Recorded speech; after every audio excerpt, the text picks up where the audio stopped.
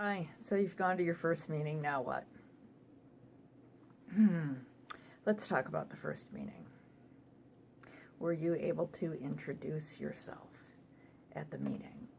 And if you were able to introduce yourself, were you able to share when it came your turn? And if you weren't able to do these things, don't worry, because you're going to be going to more meetings and you'll get an opportunity to share. Sooner or later, you will feel comfortable to share. My experience was that the sooner that I started to share, the easier it was to share at the next meeting.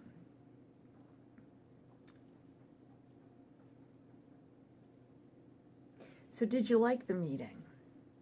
I know that most people are probably thinking, no, I didn't like the meeting. I don't want to go to meetings. I want to be able to fix this myself. But really think about what was going on at the meeting. When you got to the parking lot and you parked, was it easy to find where you needed to go, the room where the meeting was being held? Was there a greeter at the door to tell you where you needed to go?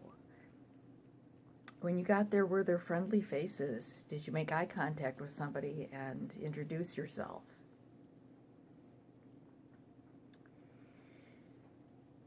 Did you feel like you would want to go back to that meeting again, even though it was probably really uncomfortable the first time? It's pretty standard to walk away from your first meeting feeling like you never want to go back. I know that when I left my first meeting, I felt very bewildered. I was in a fog.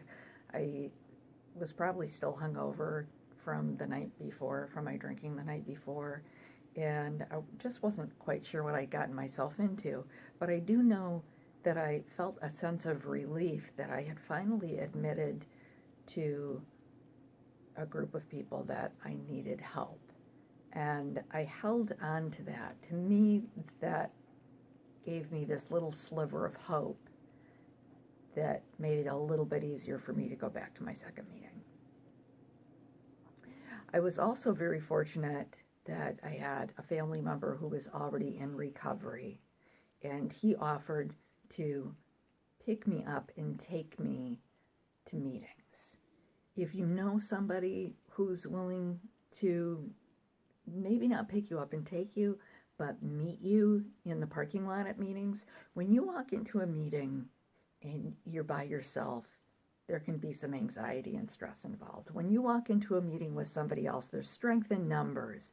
You gain self-confidence just by walking into a meeting with somebody else who's got a little bit of experience and has been to that meeting before. If you don't know someone, then when you get to your meeting, your second meeting, start looking around for somebody. Really listen to what's being said at the tables.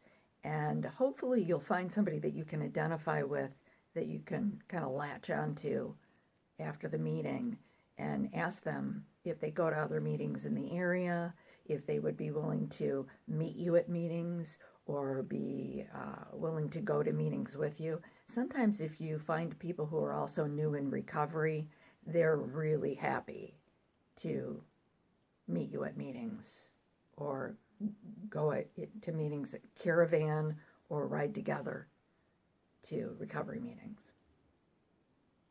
When you first start going to meetings, it's likely that your self-confidence is going to be non-existent. So look for people who want to assist, and take advantage of the people that want to support you as a newcomer.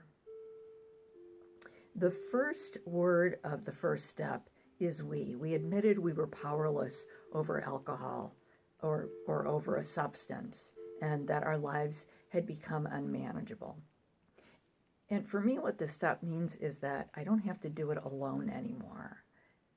I took a lot of time in my early life, once I realized that I had a problem drinking, trying to quit on my own. And it was really difficult. I always ended up drinking again. It wasn't until I got to meetings that I realized that maybe I can get sober and maybe I can have a life. So I hope that other people watching this video realize that they don't have to do it on their own as well.